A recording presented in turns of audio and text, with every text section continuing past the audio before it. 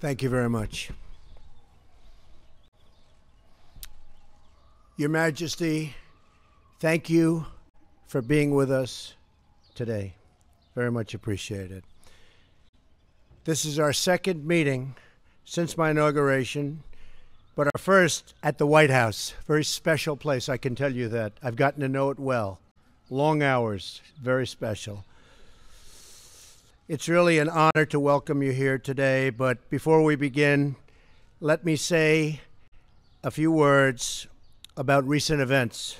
Yesterday, a chemical attack that was so horrific in Syria against innocent people, including women, small children, and even beautiful little babies. Their deaths was an affront to humanity. These heinous actions by the Assad regime cannot be tolerated. The United States stands with our allies across the globe to condemn this horrific attack and all other horrific attacks for that matter. Your Majesty, Jordanians are known for their legendary hospitality, and we will do our very best to be equally gracious hosts. They're also known, however, I have to say this, for their fighting ability, and you are a great warrior, and we appreciate it. Thank you. The historical ties and close friendship between our two countries dates back 3/4 of a century. In that time, the Middle East has faced many periods of crisis and unrest, perhaps never like it is today, however. Through them all, America has looked to Jordan as a valued partner, an advocate for the values of civilization, and a source of stability and hope. I am deeply committed to preserving our strong relationship, which I will, and to strengthening America's long-standing support for Jordan. And you do have tremendous support within our country, I can tell you that.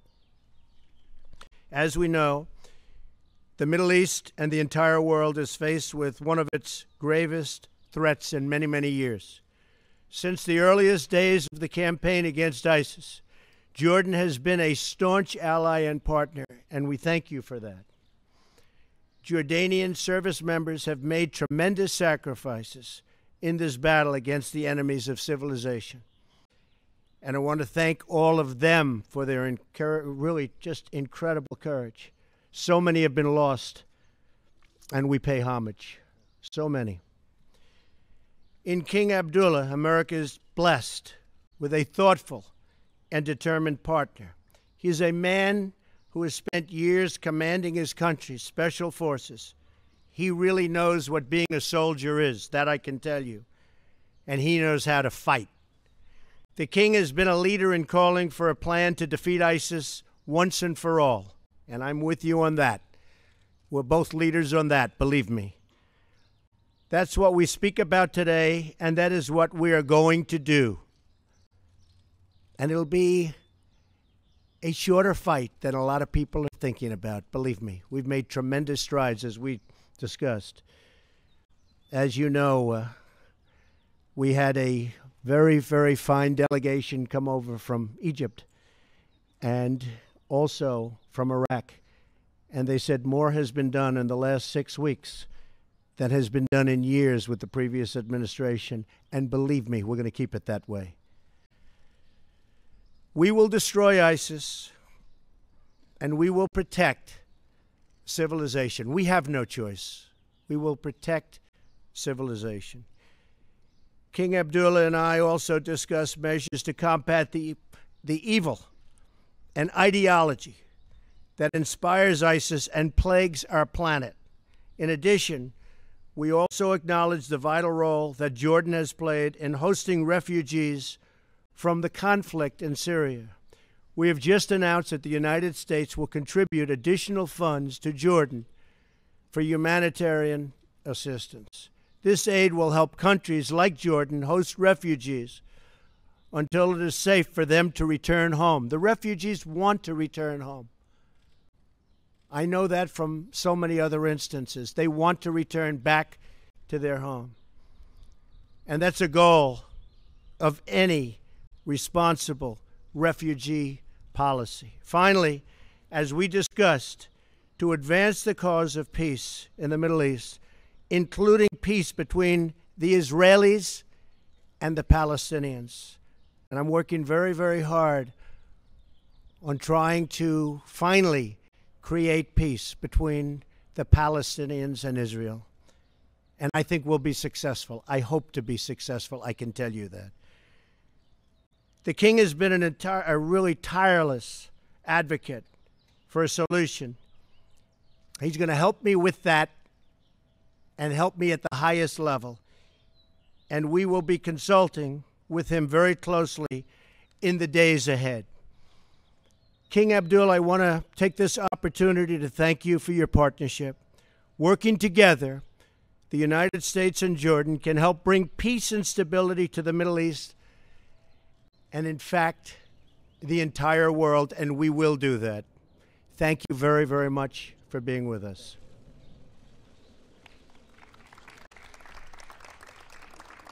Thank you.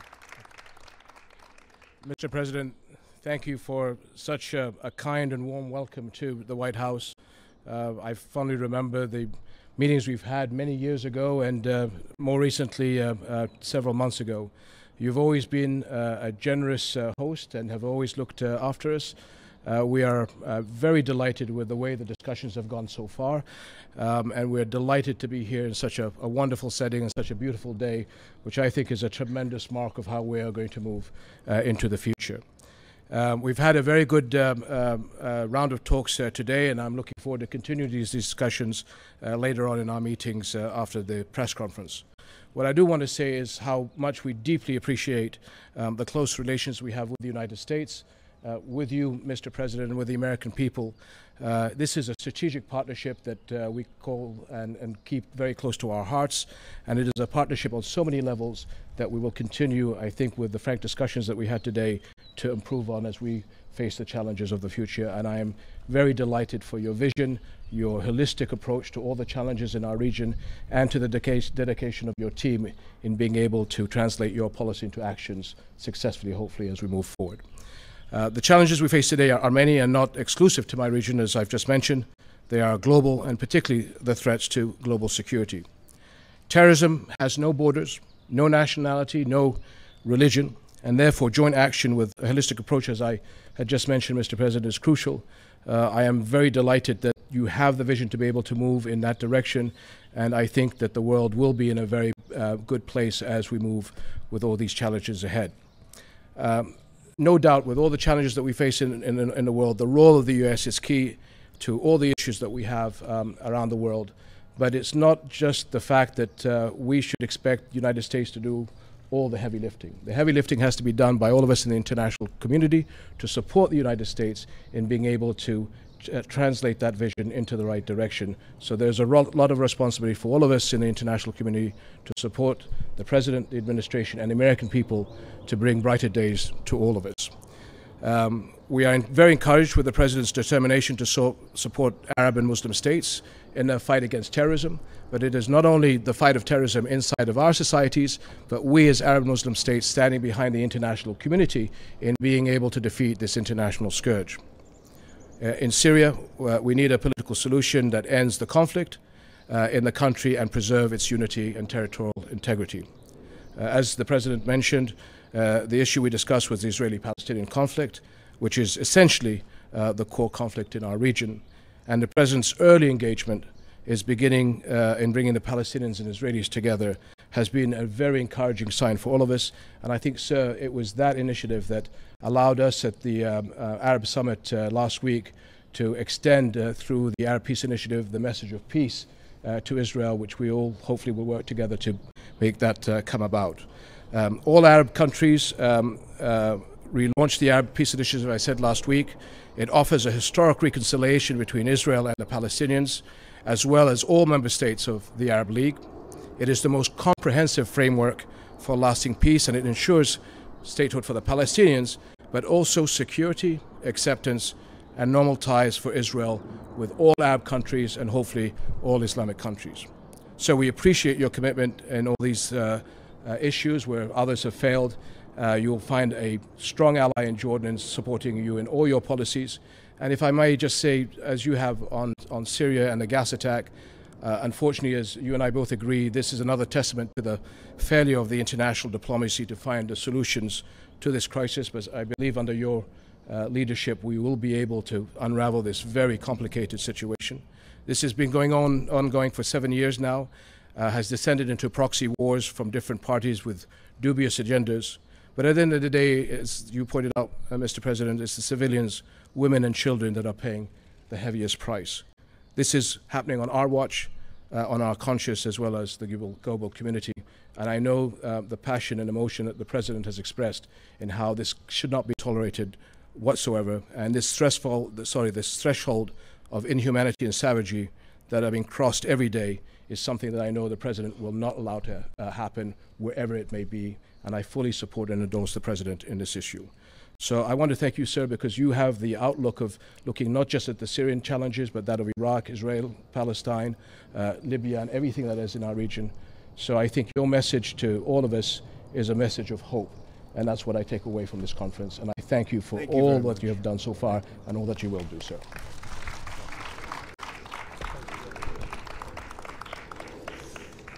All right, we'll take a few questions. Julie Pace.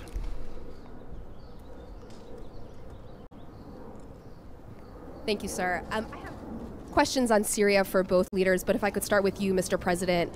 You've condemned the chemical attacks in Syria, but you also appeared in your statement yesterday to pin some of the blame on the Obama administration. You're the president now. Do you feel like you bear responsibility for responding to the chemical attacks, and does the chemical attack cross a red line for you?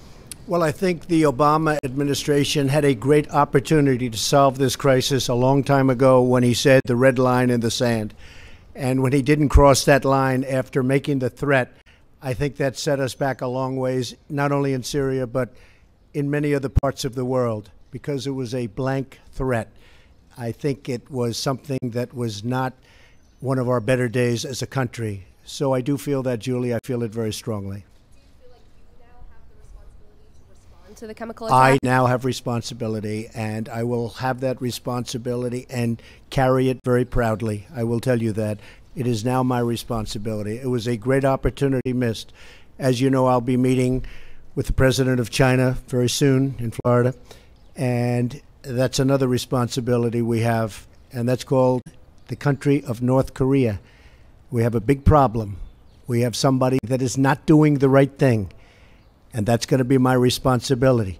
But I'll tell you, that responsibility could have been made a lot easier if it was handled years ago. Before I move on to the King, can I just quickly ask you if the chemical attack crosses a red line for you? It crossed a lot of lines for me.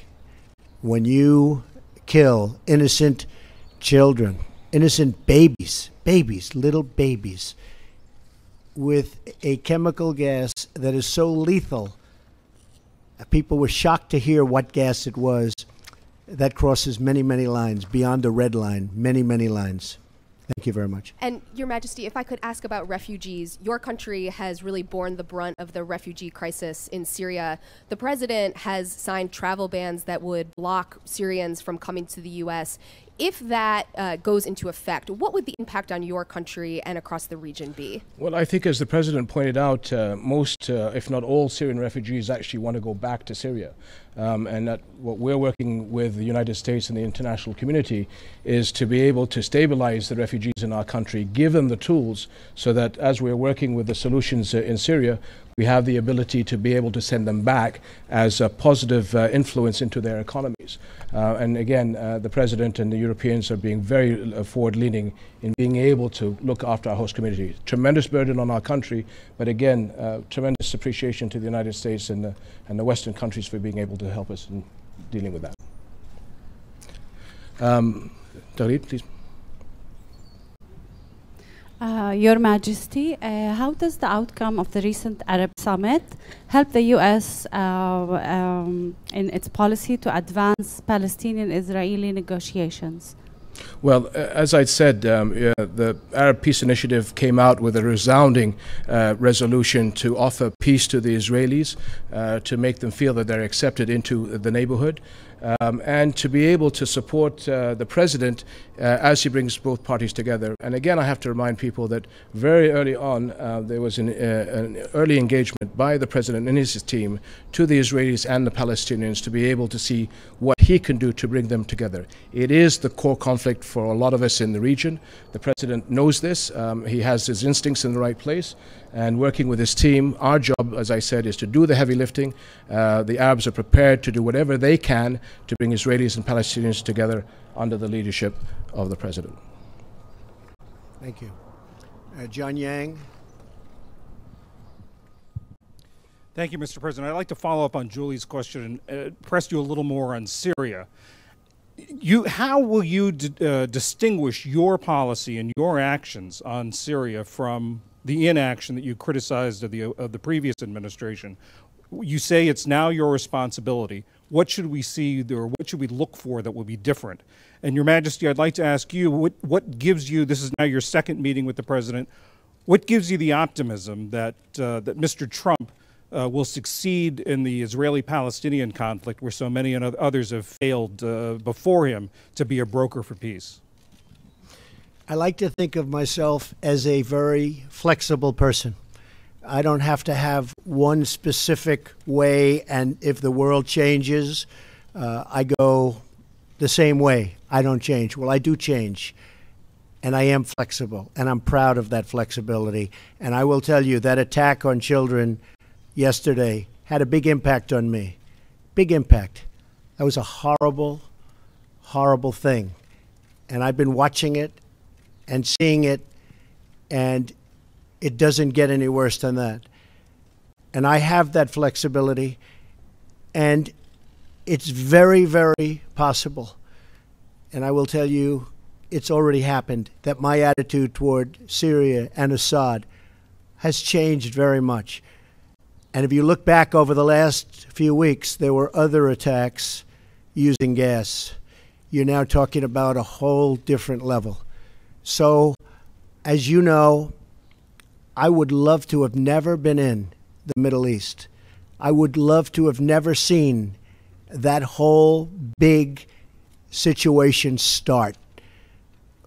But once it started, we got out the wrong way, and ISIS formed in the vacuum, and lots of bad things happened. I will tell you, what happened yesterday is unacceptable to me. Can I follow up, sir? Last year you seemed to be reluctant to get involved or to intervene in Syria directly. Is that one thing that's changed after yesterday? Well, one of the things I think you've noticed about me is militarily, I don't like to say where I'm going and what I'm doing. And I watched past administrations say, we will attack at such and such a day, at such and such an hour. And you, being a warrior, you would say, why are they saying that? And I'm sure you sat back in Jordan and you said, why are they saying that? I watched Mosul, where the past administration was saying, we will be attacking in 4 months. And I said, why are they doing that? Then a month goes by and they say, we will be attacking in 3 months, and then 2 months, and then we will be attacking next week. And I'm saying, why are they doing that? And as you know, Mosul turned out to be a much harder fight than anyone thought. And a lot of people have been lost in that fight. I'm not saying I'm doing anything one way or the other, but I'm certainly not going to be telling you, as much as I respect you, John. Thank you. Sir, I think on behalf of the President, what I saw was an early engagement by the President and his team with all of us in the region about the challenges between the Israelis and Palestinians. I had the honor of seeing the President and his team again in January, where this was discussed. The President understands the nuances and the challenges. I think he has the courage and the dedication to be able to do this. Like I said before, all of us have a responsibility to help the president push us over the finish line. And so his team has been in the region. They've been talking to all the partners. And it is our job to facilitate the atmospherics between Israelis and Palestinians to move together and give the support to the president to be able to smooth the edges over between Israelis and Palestinians to achieve this. And the president understands that if we don't solve this problem, how are we going to win the global fight against terrorism, which is his #1 priority? So this is a core issue that he understands, and I think he has the commitment, and he has my full support for this, as he does from many, many countries in our region. And I have to just say that the world is a mess. I inherited a mess. Whether it's the Middle East, whether it's North Korea, whether it's so many other things, whether it's in our country, horrible trade deals, I inherited a mess. We're going to fix it. We're going to fix it. Okay. Thank you. Nadia? Thank you, Your Majesty. You touch upon the subject now, but if I ask you to look forward, how do you see the future of fighting terrorism post-Raqqa and Mosul, especially the role that Jordan will play in the eastern part of Iraq? And do you believe the real battle will start then? And if I may, Mr. President, you know very well that the Iranian militias and Hezbollah has been propping the Syrian regime for a while, over a few years now. Will you go after them? What message will you give them today? And will you work with the Russians to stop, to ground the Syrian Air Force and to establish safe zones? Thank you. Well, the first part is that we are seeing very recently tremendous gains on the ground in Raqqa and Mosul. Again, I think as the President alluded to, it's very difficult to put timelines on this issue because the battle space is always very fluid. But I think that the war is being won on the ground. Having said that, terrorists are on the move. They'll be on the move inside of Iraq and inside of Syria, so that we have to make sure that we adapt our plans accordingly, and they move beyond borders, beyond our region and elsewhere. So as we and the administration have discussed, it's this holistic approach. How do we fight them wherever they are? And I think that is the understanding. Terrorists have no respect for borders and religions and people. So it's the seriousness of how we do this holistic approach that I've mentioned several times. And what I'm really delighted is that the understanding by the President and the administration in how to deal with this globally.